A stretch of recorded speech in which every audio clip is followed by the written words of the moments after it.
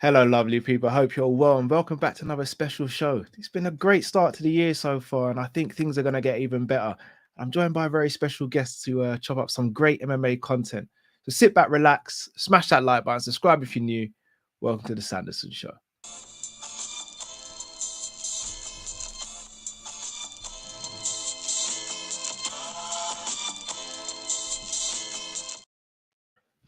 Hello, Mr. Colin Crandall. How are you, sir? Very well, Mr. Callum Sanderson. I like the graphics of the beginning. I like you in your boxing gloves and other attire. Very good. Brilliant. Good work. Bless you. Appreciate it. That was done a few years ago when I was in better shape and before the pandemic. I know that feeling. Oh man, do I know that feeling? Yeah, I was nimble those days. I don't even know if I could throw a punch anymore, but we move with the times, don't we? How are you today, Colin? Doing well. Glad to be with you. Always glad to work with my friends from the United Kingdom. You guys understand my name. My name isn't odd to you or weird or hard to pronounce. So it's a comfort. I always like talking to my brothers in the United Kingdom. Lovely to hear it. Lovely to hear it. If you can, Colin, just tell the people a little bit about yourself, about your background, and why you have the love you have for mixed martial arts. Absolutely. So I'm a Generation X guy. I'm sure in England they talk about the generations, right? Like here you write Generation X. Before that was the baby boomers, Generation X, the millennials, and now we have Generation Z, right? And you look like either an older Generation Z or a younger millennial by looking at you. I think I'm a millennial. I think. Yes, got to be. I think anyone 27 years old or younger is Gen Z, and older than 27 all the way up to 43 would be a millennial. Yeah, so you'd be in there. I'm in the higher group. I'm not going to say how deep up into Generation X I go, but I'm a Generation X guy. So when 1993 came around, I was young. I'm not going to say I was a small child, but I was young. I wasn't 30 or 28 years old or anything like that. But when 1993 came around, I had already been a boxing fan and been watching boxing with my father and my uncles, and really started to enjoy it. And I also had started taking martial arts, taking karate when I was, I did a very short amount of judo when I was a child, but within a few months I was out. We moved and we couldn't find other classes, but I did return to martial arts when I was 18 years old. And so when I'll say that when the Ultimate Fighting Championship had come around, perhaps I was right around maybe in that age or slightly a bit older. So I was excited about boxing and I was excited about martial arts. And 2 years prior to the Ultimate Fighting Championship, I had an interesting situation where in my newly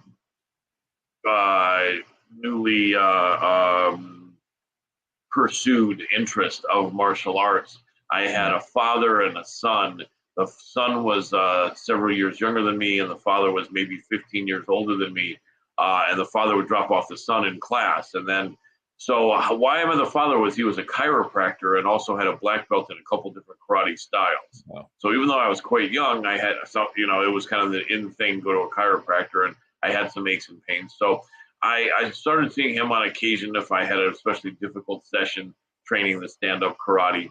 And one day I think it was either early 1992 or late 91.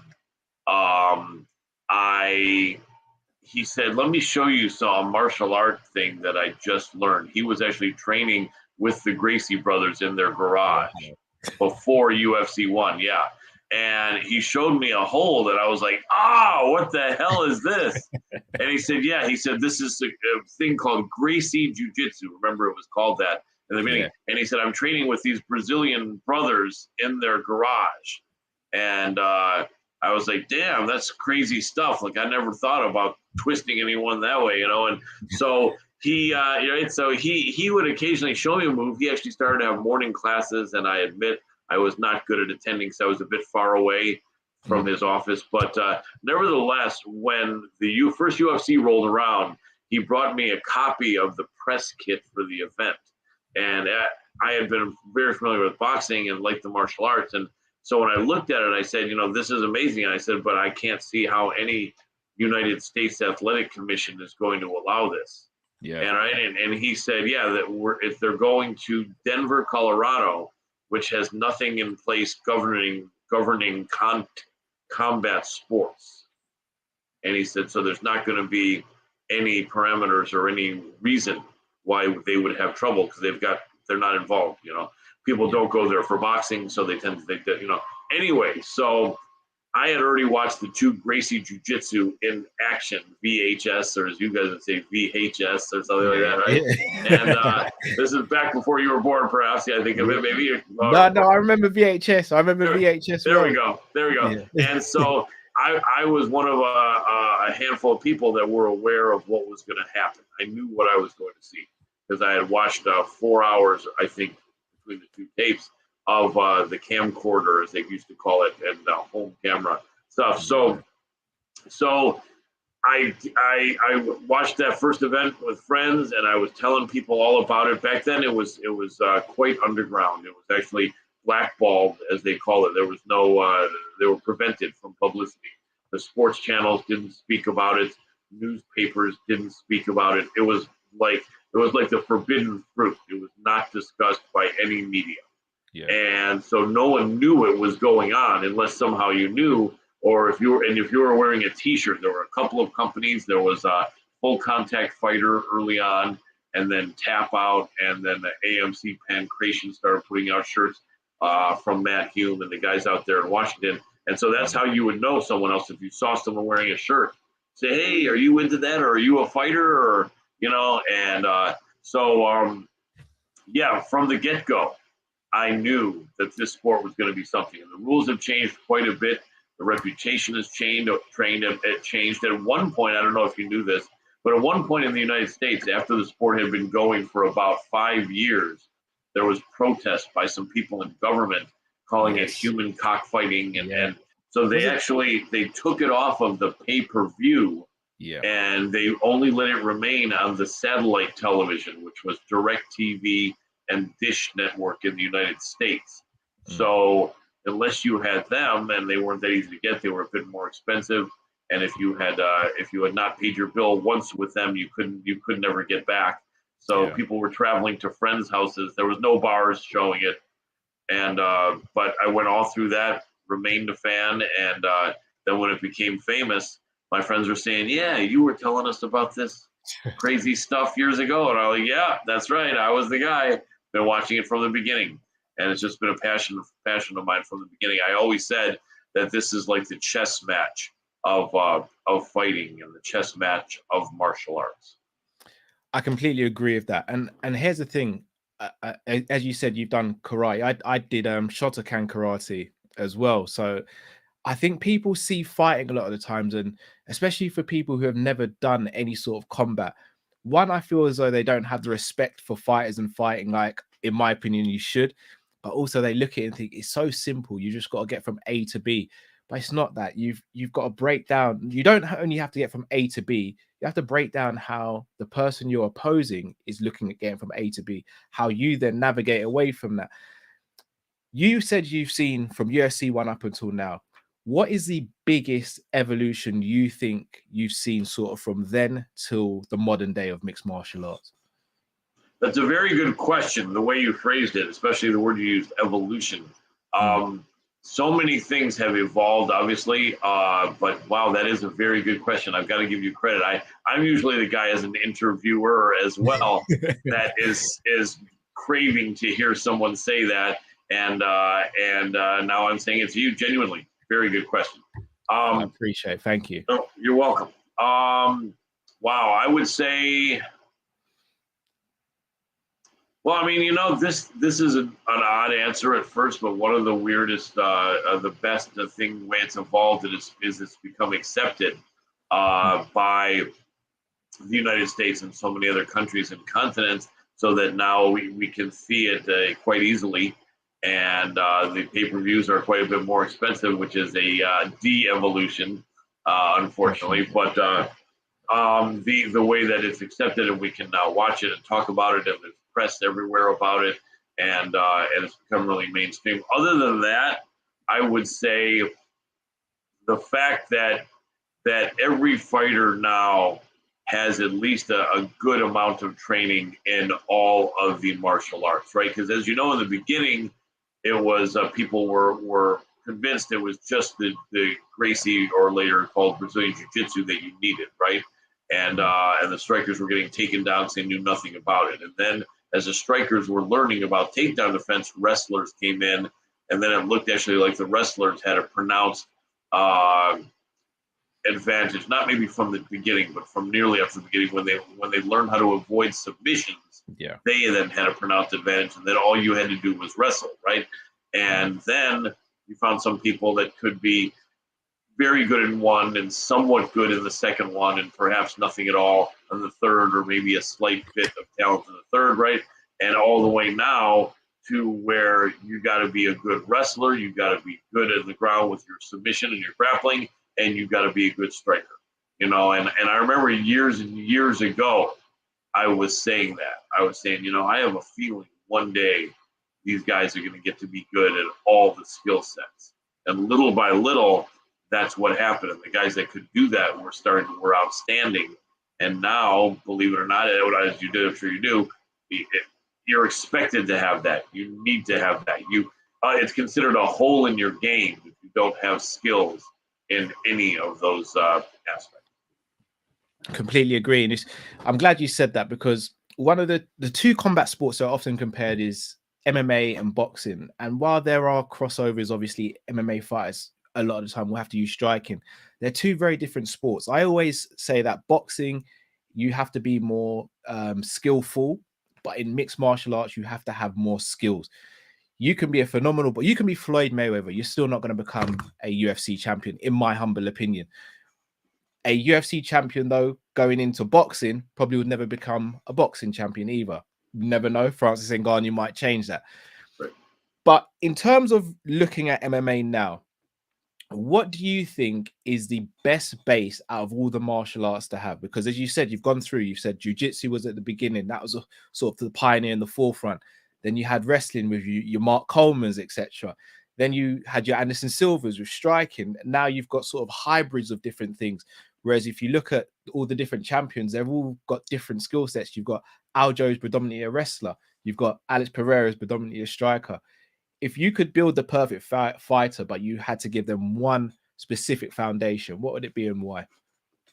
Very, very good question as well. I will say this, and I almost reluctantly say it because it's the least of my backgrounds. The only wrestling I ever did was during jiu-jitsu class.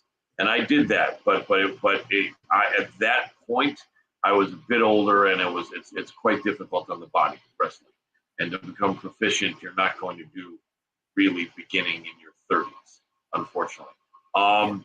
But so I will reluctantly, since it wasn't a big part of my background, but I got to give it up. I would say wrestling would be the best base. As you know, majority of champions have some wrestling or anywhere to, not actually some, have good wrestling all the way up to great wrestling. Now, if you look at some fighters, right, like Anderson Silva, like Ciryl Adesanya, and now Jamal Hill, these were not wrestlers, but they learned wrestling defense. Yeah. And, you know, to do that, they had to grind their wrestling a lot. Jamal Hill just passed a good test against Glover Teixeira, who not only had wrestling, but had some hands and was super experienced. And, you know, but yeah, I would say if you had to have one to come into it, it's wrestling. And part of that also is, and I know it's becoming better in England. I know Leon Edwards is a great example of someone that can wrestle in the UK. And, it's a very rigorous program. I'm not diminishing karate, standard karate, like we started out with, or jiu-jitsu. You know, and a lot of jiu-jitsu places are implementing some wrestling, but the grind of the wrestling, as shown also by the guys from Dagestan, Habib, Islam, you know, all these killers, right? Your guy from England there, Muhammad Mokayev from Dagestan, And this just is, if I had to say, I would say that's the best background to come from. But you know, there is a bit of a debate whether it's good if you're a youngster or a child and you're wanting to do this. Should you go to a school that allows you to learn all the skill sets, or should you become better and really good at one skill set. And so there still is a bit of a debate going on. It's not really mentioned by too many people, because I think most people assume, of course, it'd be brilliant if you went as an 8-year-old and to a training center that had all of them. But there's still some evidence that that's not the case, especially if you could become an elite wrestler. That might even be better. And it might be hard to do if you're training karate and jiu-jitsu all the time to become an elite wrestler. So my thoughts on that. Yeah, I think it might even be weight dependent as well, because you look at sort of the heavyweights, and you look at someone like an Aspinall before his injury, his footwork was, and Ciryl Gane, who we'll speak about shortly with his upcoming fight as well. You look at their footwork and you think, how a heavyweight's going to deal with them. But then you look at sort of the lower weight divisions. You mentioned Makayev, Aljamain Sterling, who once they get you on the ground, they almost suffocate you. There's no let up. And you think maybe it could be something to do with weight. I mean, Lomachenko, who's from boxing, famously, his dad stopped him actually boxing for a couple of years to do dance to improve his footwork. And at his peak, people called him the Matrix because no one could figure him out. You could throw a bag of rice at Lomachenko and couldn't catch him. Then you look at other fighters who have got great footwork. So I think it's just depending on the person, to the weight class, and as the sport continues to evolve, you just never know. But I think that is the beauty with mixed martial arts. What worked yesterday might not work tomorrow, and it might never work again, but it could work tomorrow and could work for the future. Well said. Well said. I've got to speak about some couple of upcoming fights. I'm only going to focus on 2. But the first is the return of Johnny Bones Jones at heavyweight versus Ciryl Gane. Now, obviously, we know what's happened with Francis Ngannou. Won't go into that. It's a sad situation, in my opinion, for the UFC. Yeah. Hopefully, from a human standpoint, Ngannou goes on and makes a massive amount of money for himself and his family and his friends. I hope so. But it's weird not having that undisputed champion. Now, for me personally, I think the company needs Jones to win this, because if Ciryl Gane wins this, I think there's always going to be that asterisk there where people go, but Francis beat him, so how is he the best? Whereas if Jones wins, I still think it leaves that small door opening to say one day maybe.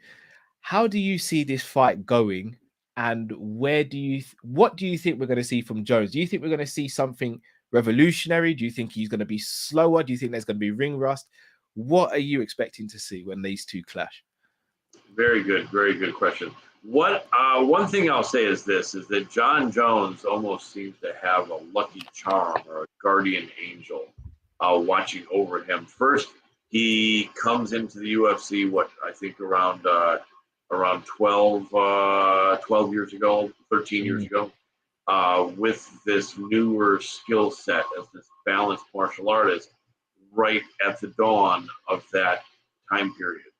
And he was also able to make this weight and be much taller and longer than everyone else. So it was brilliant timing.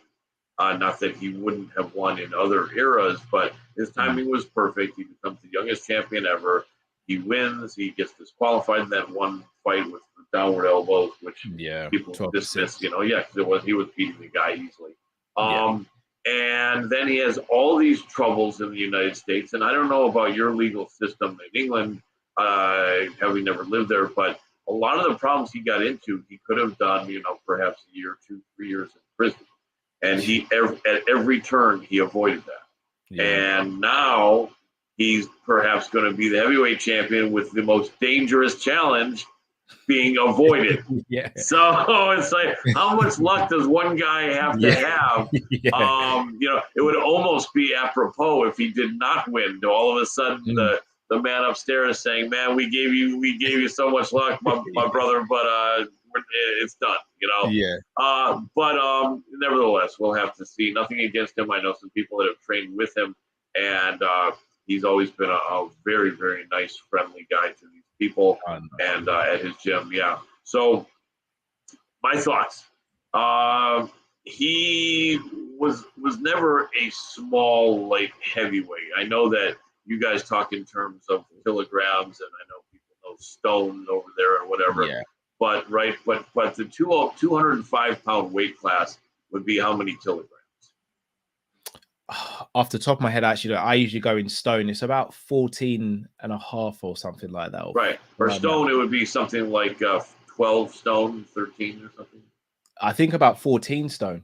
Okay. So if he was a guy that was in that range, right, then I believe he was always, for the most part, perhaps a little bit less when he was younger, but for the most part, as he, as he was deep into his 20s and early 30s, he was probably cutting down from about 225 to 230, which would be like maybe 15 or even 16 stone, right? And so he was not a small light heavyweight, and so this is not going to be the most ridiculous transition, especially when you get into your mid 30s. A lot of guys, a lot of men will gain a bit more weight and another weight gain when they're in their late 20s. So my thought is that if he were to fight at a weight he walks around at, it would be like 230, perhaps 235 pounds, which would be like, 15 stone, something. I think I'm thinking that area, maybe a bit more. So all he's doing is adding a little bit more weight depending on when he comes in. We don't know what he's going to come in at, but for people that I know that know him, and when it appears on screen, it's going to be like 250 pounds, give or take. Wow. I think maybe it would be 16 stone, maybe, or something. Yeah, that's maybe massive. Yeah. So he's not a small man, but he's never pushed that sort of a weight in the cage.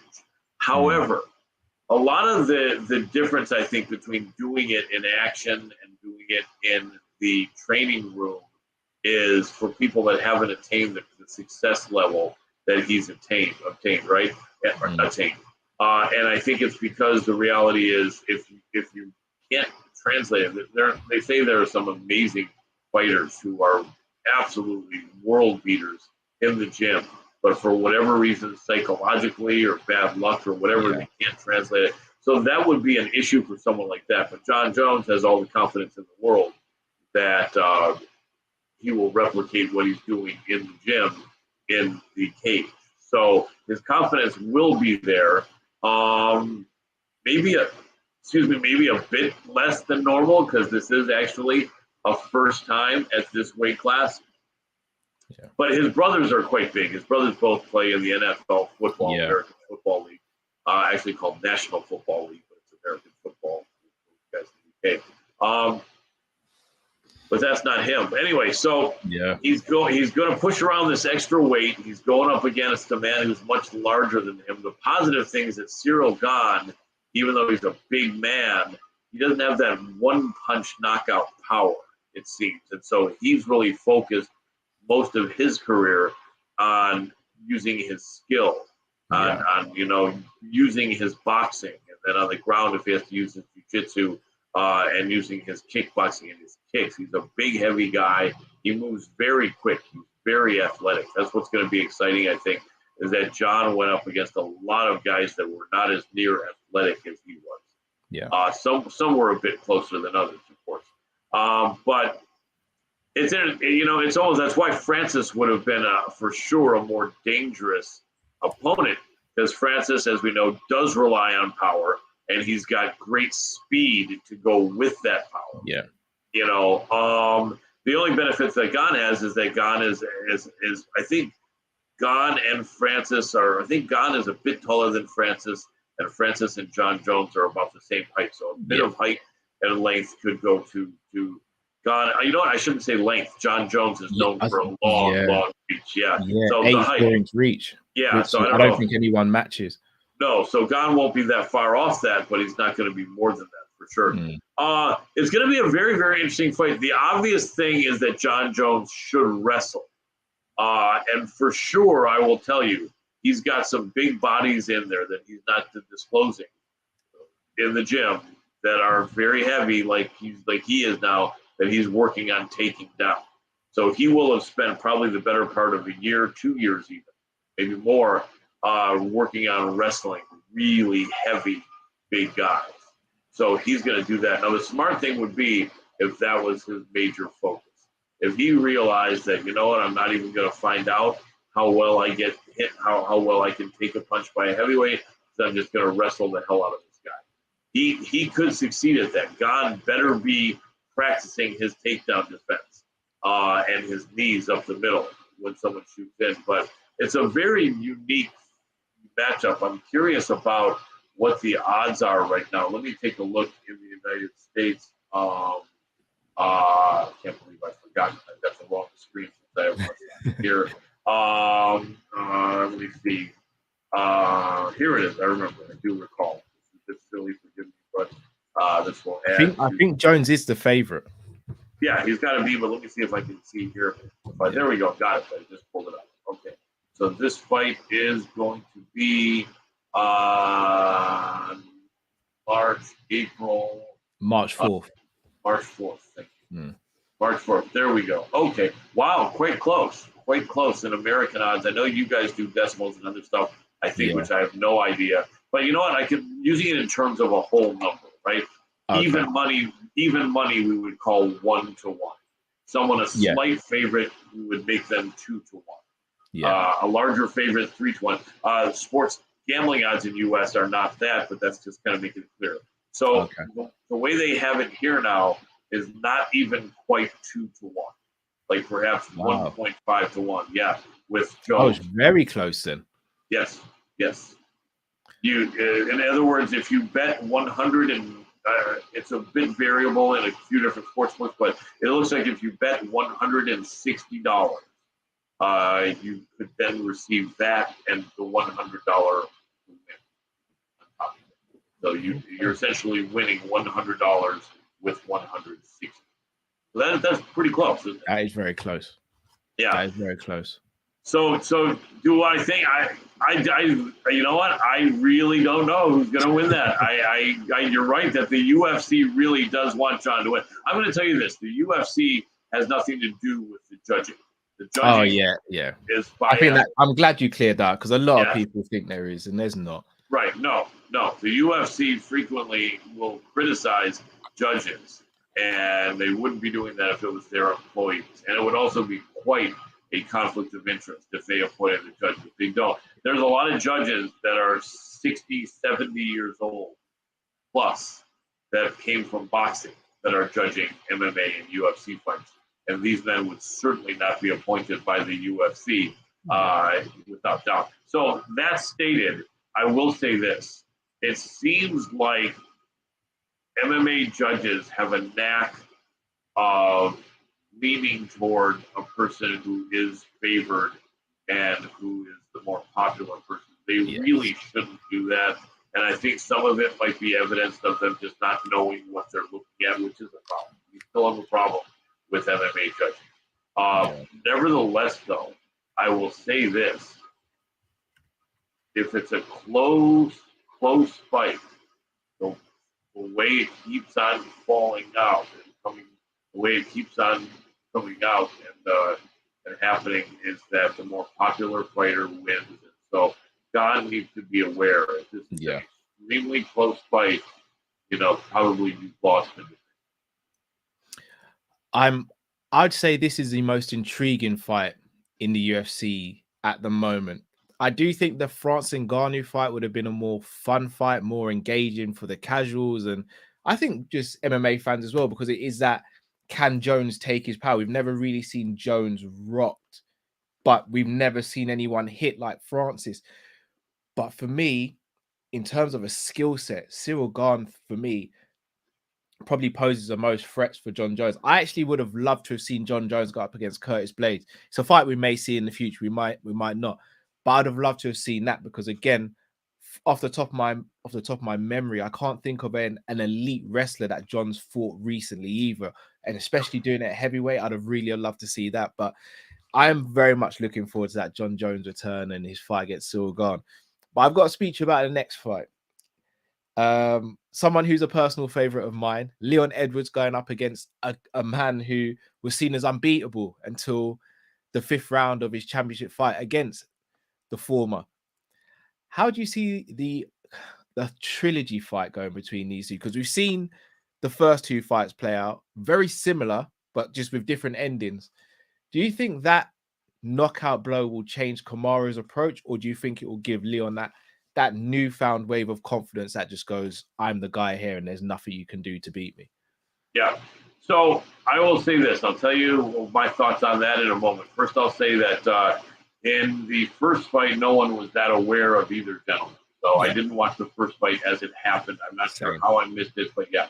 But in the second fight, and I'm not just saying this to appease your audience here in England. In the second fight, I had been very, very high on Leon Edwards for quite a while. I also have some friends. I've got several friends in England now over the last several years. And I had no problem with Kamaru. Kamaru is the only one of the two that I've spoken with directly, and I had a chance to ask him several questions at a few different UFC events from press row, the press center, as we're credentialed media with the UFC. Nevertheless, I felt Leon could win, and I was cheering for him in that second fight. I will tell you.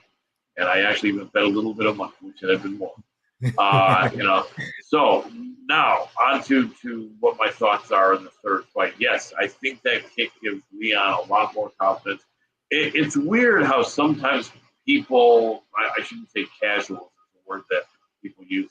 It's stupid to me, but casual fans, that haven't been watching it like as long as you and I. It's weird how after that fight has aged a bit, many people seem to forget that Leon did get the takedown in the first, and even though Leon was losing a bit on points by takedowns, he was not getting shut out. Kamaru was struggling mightily to get those takedowns. And I think a lot of people feel like, well, you know what I think? I think what it is that some people, and I'm not saying this on Americans, because I love the United States, I'm American, but I think people a lot of times will look at something as black or white, if you will, and say, well, how that fight was Usman was winning easily all the rounds until he got knocked out. And, that's not what happened. That's not exactly. May he have been winning by a bit? Yes. But was it easy? No. So this is what I feel in that case going forward. And this fight is going to be, I can't believe I'm asking it, not knowing, but this one is not in England. This is in Las Vegas, or is it somewhere else? No, this one, Edwards Usman's going to be in the UK. It's going to be in London. It is. Good. Yeah. There we go. Now, the first one was not. Was not. I actually don't know. I think the first one it was definitely in the US. I don't think it was at Vegas. I don't think it was a numbered card. I think you're right. Yeah, for sure. It has to be a pay-per-view. Yeah. So here we are. We're going to the champion's home country. He won away from there. Now he's going there. It's going to be amazing. They're going to be going berserk for Leon. All of his friends, all of his training partners, his brother, everything. Everyone will be there.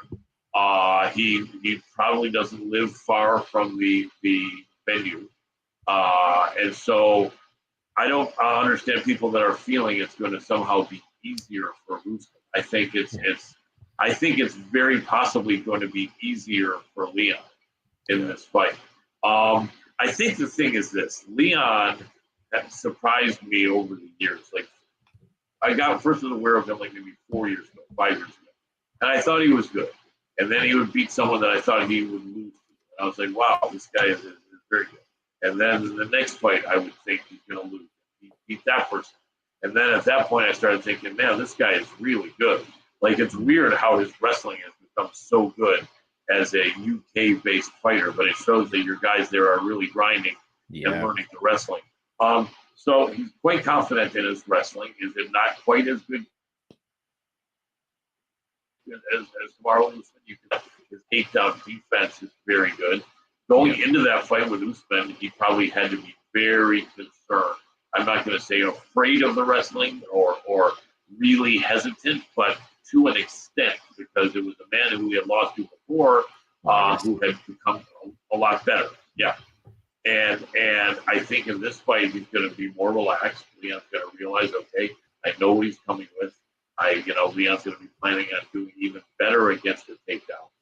I think Leon also learned from the first fight that when he was taken down, he was either able to get back up or able to not absorb much damage at all. So I think the concern there is going to be less. I think Leon is going to be very relaxed, but I also think he's going to be fighting with a purpose. They also say when you become champion, you become at least 25% better. Yeah. Just that confidence, and then you want to defend your belt, and he's there in England. I mean, I can't equate this to anything else except almost like somehow if you meet the prettiest girl in the city and then you're going out to a club with all your mates, as you guys would say there, you certainly are you don't want to look like a fool. You don't want to, it's really important, you know what I mean? Yeah. That you don't look stupid. And I think Leon is aware here that he can't go in there and make mistakes and look foolish. And it would be a disaster. I'm sure if people would support him and like that, but it would, he's going to be very, very focused. So, and he's the younger man.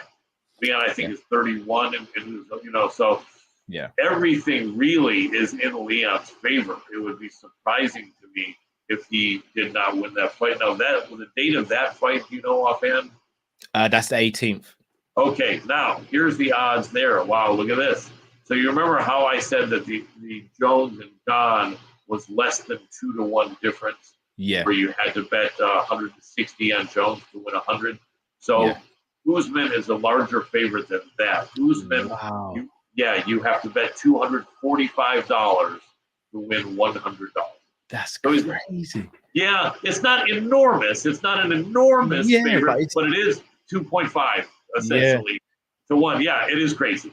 It's so Now, do I think the late money, they call the smart money, the wise guys, are going to come in later? Yes, I do. Yeah. And certainly for a March 18th fight, it's not happening here in February.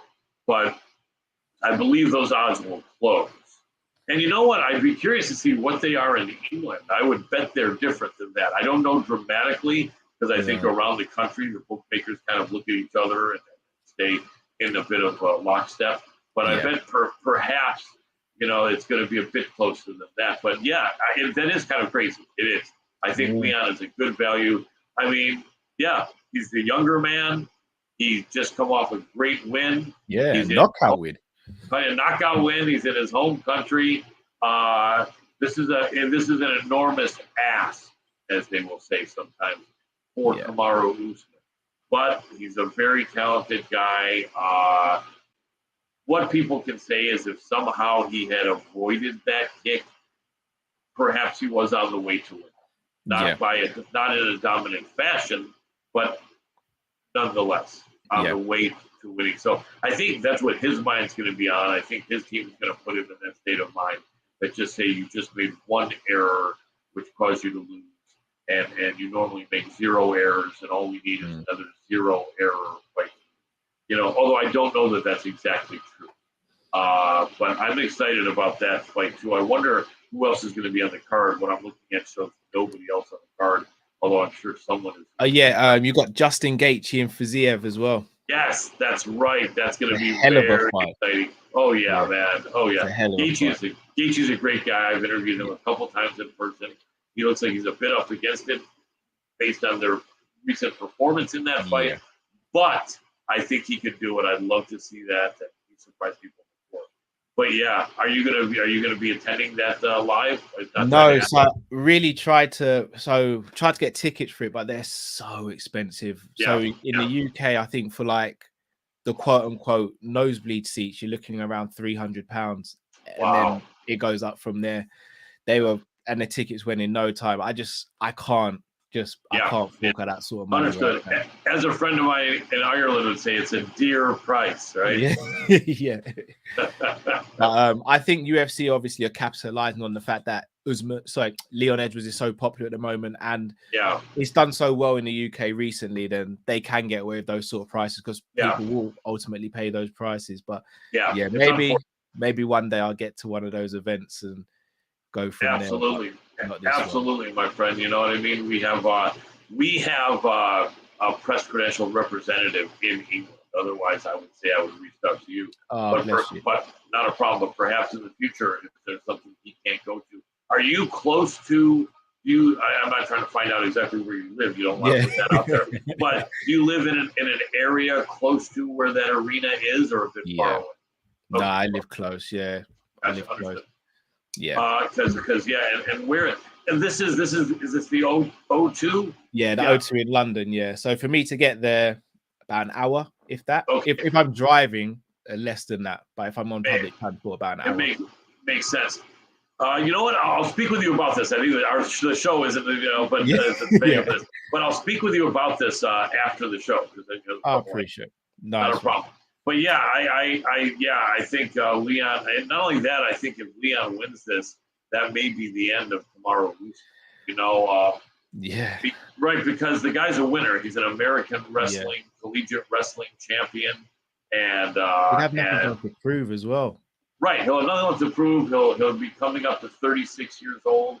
I may be wrong because guys are fighting longer, but usually the older gentlemen are fighting in heavier weight classes than 170. So, and I don't want to be sounding to be disrespecting the American Usman, because I am a patriotic as you get. So I hope Usman does well, is what I will say, and would not be upset as an American for sure if Usman wins. As far as what it would seem to be, with my experience and expertise, the things are all favoring Leon. But I tell you, if it could be an exciting fight like it was last time, even more exciting, right? Wait for a treat. Yep, that would be amazing. And it's unfortunate that they've charged that much money. I know people in England are pretty unhappy. But the positive thing, though, is when it's local, you'll be able to watch the fights at a reasonable hour. Yes. Right? Yeah. So a friend of mine, Luke Tanner, who always helps me out on the watch longs, we're often up and from 3 a.m. till 7 a.m. UK time. But it goes a step further for me. So our watch along starting early hours of Sunday morning, but for me, my day starts early hours of Saturday morning. So I've got to take my little one to football. Then I'm up the whole day. If I'm lucky, I'll sleep through the prelims and then watch the main card with Luke. So, but you know what? It's a grind I embrace, and it's a sport I love. So I'm willing to do it, but it is tough. Though. It'll be nice. It'll be nice having that UK time.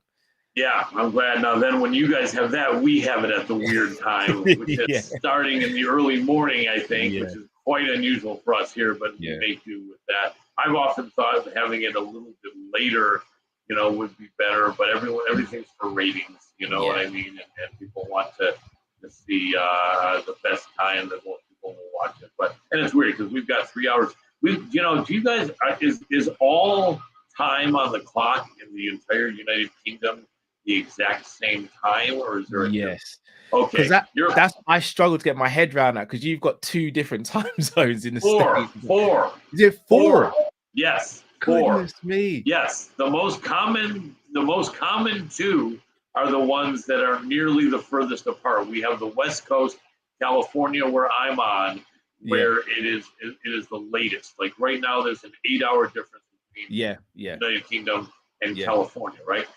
The time zone that most of you are then aware of as well is 3 hours earlier, the East Coast, like New York, which right now is only 5 hours difference from London.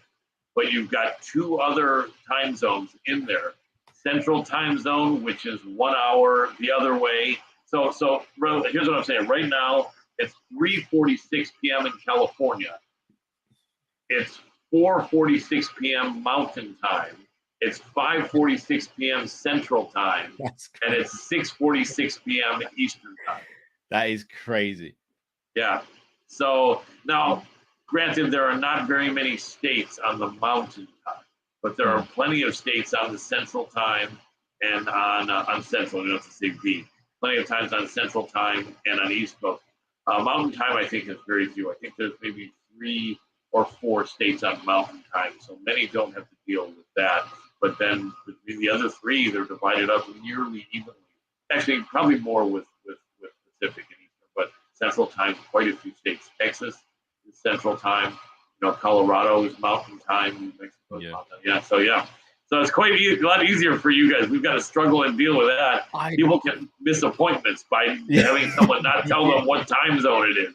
Yeah, that I only thought it was a 2 because whenever I see American adverts for things like back in the day, it used to be WWE, now it's UFC. They'll always say something like 10 Eastern? Is it 7 Pacific or something? Right. Yeah, right. Yeah.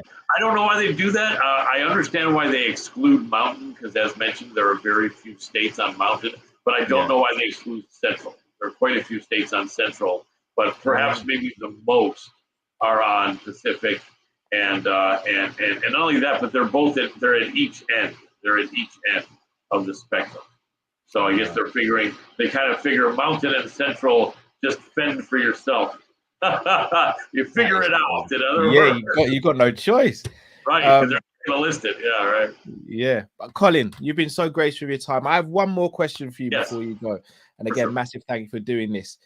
What has been your favorite event that you've covered, whether it be a live fighting event or press conference? What has been your personal favorite and why so far? Gotcha. All right. I'll tell you this, and then we can wrap it up. But so this will take me about 3 minutes, perhaps, or 2 minutes. Hopefully, I can be a bit entertaining. So, the most fun for a couple of reasons was Conor McGREGOR versus Donald Cowboy Cerrone about 3 years ago now, I think it was. And it was fun for a few reasons. Conor had not lost as many fights at that point, and there was a lot of buzz. I think he was just coming off. No, he had lost to Floyd Mayweather, and he had lost to Khabib at that point. But still, there was a lot of hype. He was younger. He was exciting still, and even after the But anyway, right before COVID, this is the final event before the pandemic. And it was mobbed. There were so many, as you can imagine, there were so many media people there. It was ridiculous. I mean, we had normally at a UFC event, and I've gone to several in the press section, there's anywhere from 10 media people to perhaps 20 media people or media sources. There was, I think, 50 media sources or 60, and each source sometimes would have 2 members with them. And all these cameras, and it's like, can you imagine all the people from Europe, especially the UK and Ireland, right? Yeah. So, and this is on record for anyone that wants to see this. Go and look at the pre-fight press conference for Conor McGREGOR versus Cowboy. They actually had the media members all sitting right near each other. Pre-pandemic, they don't do that again. And they would put us on camera. So I got to have about a 2.5 or 3 minute back and forth with Conor and with Cowboy, where they were putting me on camera alternately with Conor and Cowboy. It was really great, and I was in amazing shape. I had a great sports jacket and slacks, and so it was brilliant. I'm in the process of cutting that and putting it on a flash drive. I should have years ago. I don't know why I didn't think of it. But nevertheless, it was an amazing event. Here's the funny part. They mentioned that since there was so much international media that had come all the way to Las Vegas, they had to give a priority to them as far as seating. Yeah. So a majority of American media did not get cage-side seats. We had to stay in the media room. So I remember thinking, I can't be in the media room, the media tent, for the Conor McGREGOR cage entrance. I just can't. I can't. So I grabbed my videographer and I said, as long as we don't try to get cage side, I don't think they mind, as long as we're not trying to, to do that, which we weren't.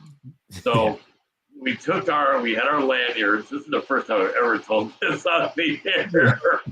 I hope this man's just not. Anyway, so we said, let's see if we can go to like not the nosebleeds by any means, but not the ground floor, a bit up. So we walked in there and showed us their lanyards. They good, come on in. We're like, good so far. So I hope this doesn't lose me. If anyone tries to do anything, we'll cut this part of the interview. Don't worry. We'll pretend it never happened. I appreciate it. So we're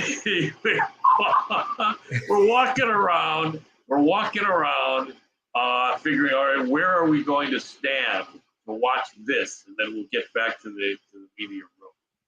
And so we're walking around, and then I see a guy pull this curtain, like at a club. You know, they have these velvet things hooked in there blocking, you know, people from getting in.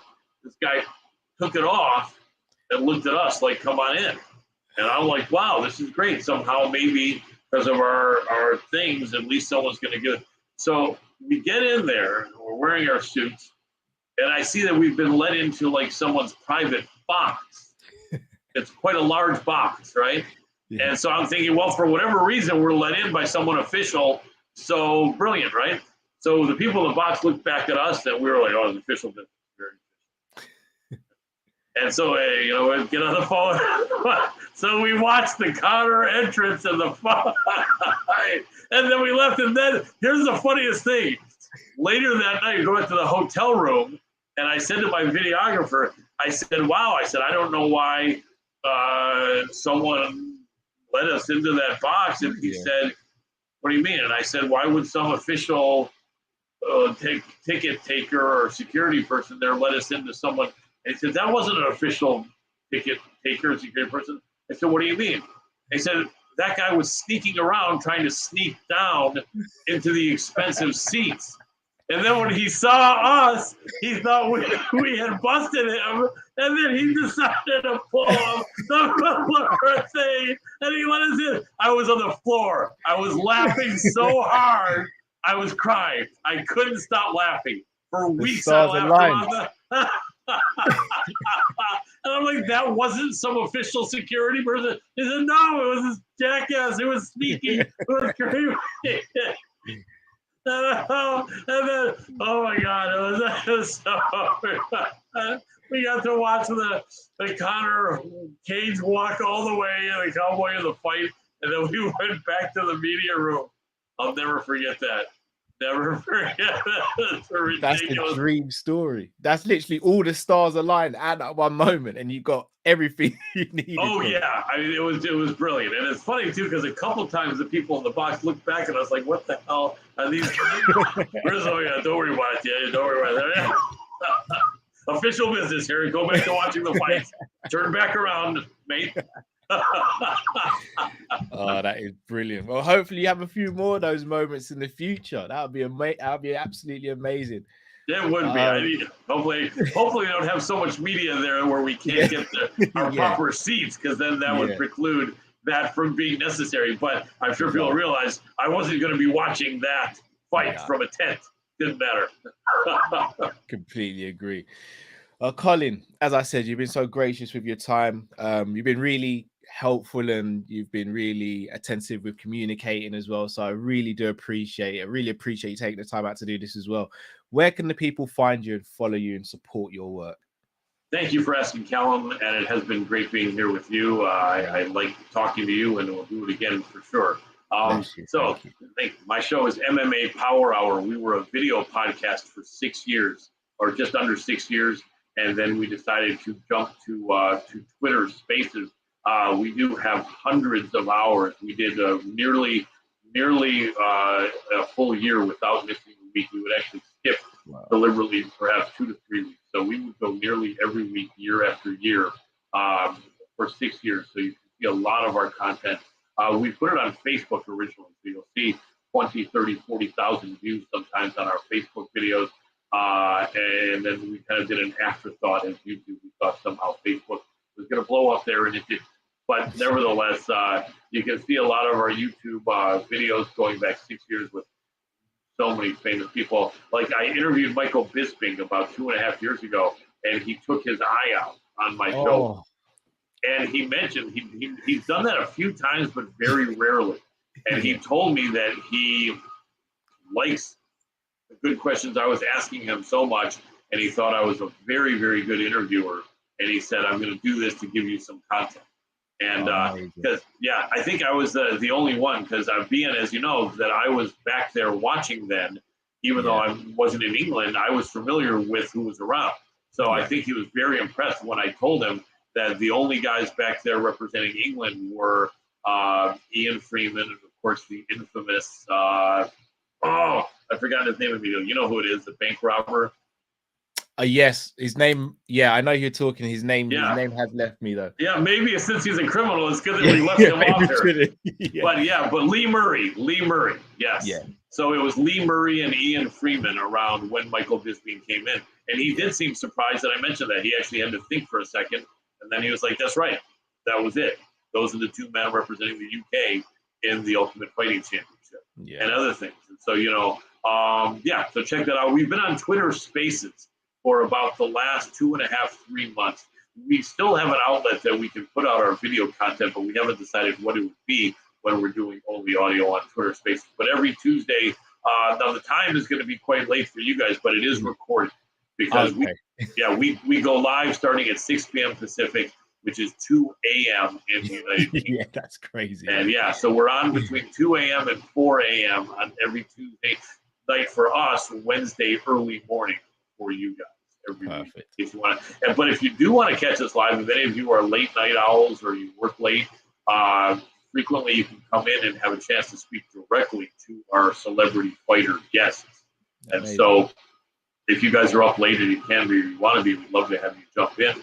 Of course, you can watch the show thereafter. We will sometimes do something 24 hours later for a bit of a shorter show, also starting at around 2 a.m. in the United Kingdom. And I'm at Colin Crandall 33 on Twitter, and Colin Crandall MMA is the name on top. The handle Colin Crandall 33. Yeah, hit me up. Appreciate the support and the support your guy here, Callum Sanderson, doing a great job. Thank you so much. Look, I'll be tuning in. I'm a bit of a late owl, so Tuesdays you'll see me in there. So as I said, I will make you a speaker. I'll make you a speaker when I see you. You're welcome. Make sure to put your hand up. I think we can put 10 people as a speaker. Now, if somehow we did get 10 famous fighters, I'd have to loop you in and out. Yeah. But we will certainly. We never had 10. We actually had 7 fighters at one point. But we'll make you a speaker, and we'd love to have you. Thank you so much, Colin. It's been an absolute pleasure. As I said, when I reached out to you, I didn't even know if I'd get a response, and you've gone well above and beyond for all the things you've done and said. So thank you so much. I'll make sure everyone subscribes and supports what you're doing, and God willing, we do this again, man, and we chop up again. Absolutely. I look forward to it. Love chopping it up with you, Callum. Hit me up and we'll make it happen. Appreciate it. It was great chatting with you. Thank you. Well, guys, you know what to do now. Like, comment, subscribe. Thank you very much for joining. Till we see you next time. Take care, people. Peace.